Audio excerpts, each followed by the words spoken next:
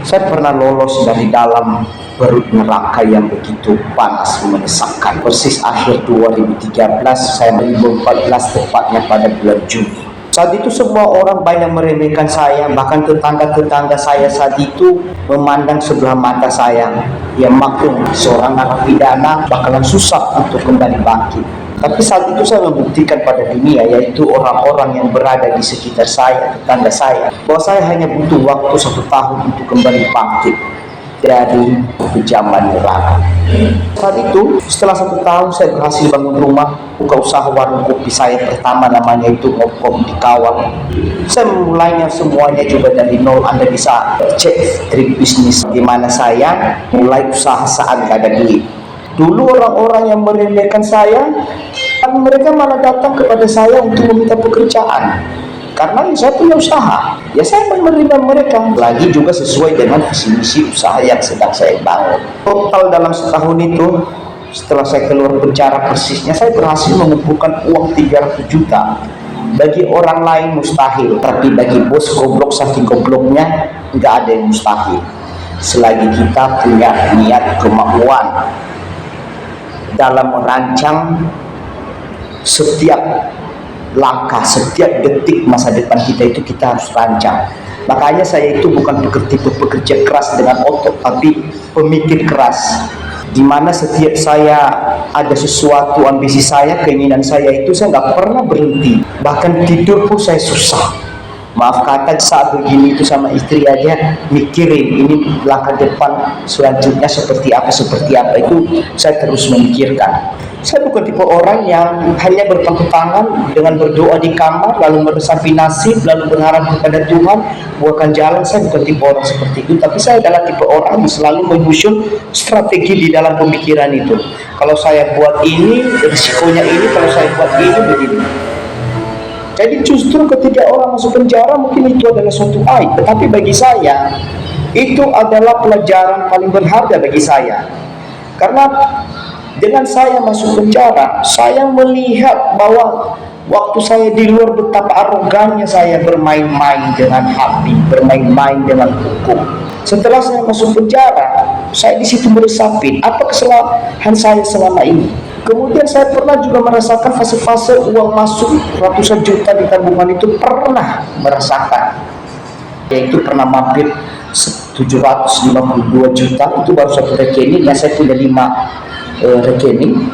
Ya memang sekarang semuanya sudah habis total habisnya karena judi. Bisa dicek di video awal mula channel ini berdiri. Kehidupan saya itu penuh dengan plot twist.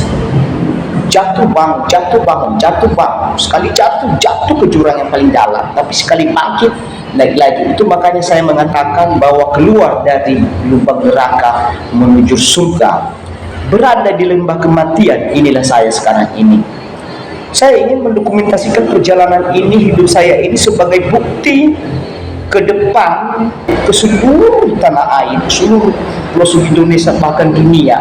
Video ini adalah saksi. Karena saya membuat video ini, saya mengatakan bahwa saya sekarang itu berada dalam lembah kematian, itu bangkit hidup mencari jati diri. Kenapa saya bilang sekarang ini saya berada di lembah kematian? Karena demi membayar hutang yang masih sisa 56.500.000 di tengah sakit, saya berusaha untuk kuat. Di depan orang, setiap orang menangis, saya menahan rasa sesak di dalam dada. Karena saya tahu satu hal, bahwa hidup saya yang sesungguhnya itu adalah 1 tahun dari sekarang, bukan 1 tahun sebelumnya, bukan.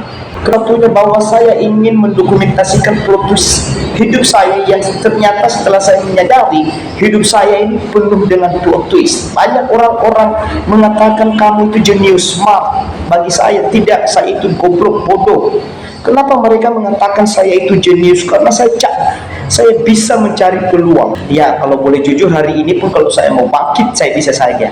Tetapi saya ingin menikmati berada di lembah kematian saat ini, agar saat saya berada di tengah kehidupan ini hanya maknanya. Di tengah kehidupan nanti, orang bisa tahu, oh ternyata saya si bos goblok Setia Nurjaiz, nggak ada bohong-bohongnya sama sekali. Ketika motor saya mau saya lepaskan, saya mendokumentasikan. Ketika hasil warung minus, saya dokumentasikan. Bahkan untung 8.000 9.000 pun saya dokumentasikan. Saya memberikan orang di tengah kekurangan saya 50.000, saya dokumentasikan. Dan itu bukan saya karena saya kaya, tapi karena saya menikmati saat posisi saya saat ini yang sedang berada di lembah kematian untuk mencari makna kehidupan yang sejati. Orang mungkin bilang goblok, bodoh, bukannya mengutamakan keluarga ini dan itu. Saya tidak bisa menjawab sekarang, tapi video inilah nanti akan menjelaskan kenapa saya melakukan semua apa yang saya lakukan detik ini, hal-hal konyol seperti ini. Karena sudah terlalu banyak orang pintar di dunia ini sehingga kita nggak bisa mengikuti jejak-jejak orang pintar atau cara-cara orang pintar. Kenapa kita tidak bisa mengikuti cara mereka? Karena kalau kita menjadi follower, kita akan ketinggalan terus. Saat kita udah sampai pada posisi mereka udah lari 1.000 bahkan jutaan kilometer di depan kita. Tetapi kita memulai dari aksi konyol kita, itu kitalah yang memulai di sana. Saya juga sudah berkomitmen pada diri bahwa uang AdSense di YouTube ini nanti, karena saya sudah melihat perkembangan channel ini sudah mulai ada, sebelum uang masukan di bawah 30 juta per bulan, 100% itu semuanya saya bagi ke subscriber, ke orang-orang yang butuh dan lain sebagainya. Saya sedang membuat, ya Anda boleh mengatakan saya sekarang sedang membuat, tapi video inilah akan menjadi saksi bahwa saya tidak pernah membuang. Saya tahu ketika saya berada di bawah, dan saya tahu saya punya kesempatan untuk berada di atas. Hal konyol yang saya lakukan, seperti saya pamer bahwa saya ini goblok, bodoh, miskin dan lain sebagainya, di saat orang lain pamer kekayaan, kepintaran, dengan selama ini saya mengakui diri bahwa saya goblok, bodoh, saya punya ambisi untuk maju ke depan. Jadi ikutin terus channel ini, menyaksikan perjuangan saya dalam melunasi utang 112 juta hingga saya membagi uang miliaran ke seluruh tanah air. Anda saksinya yang pernah menonton video ini pertama kali.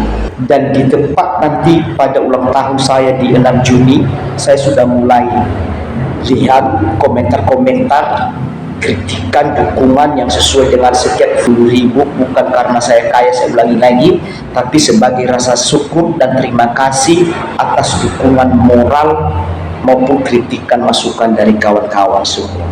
Terima kasih, selamat berjuang.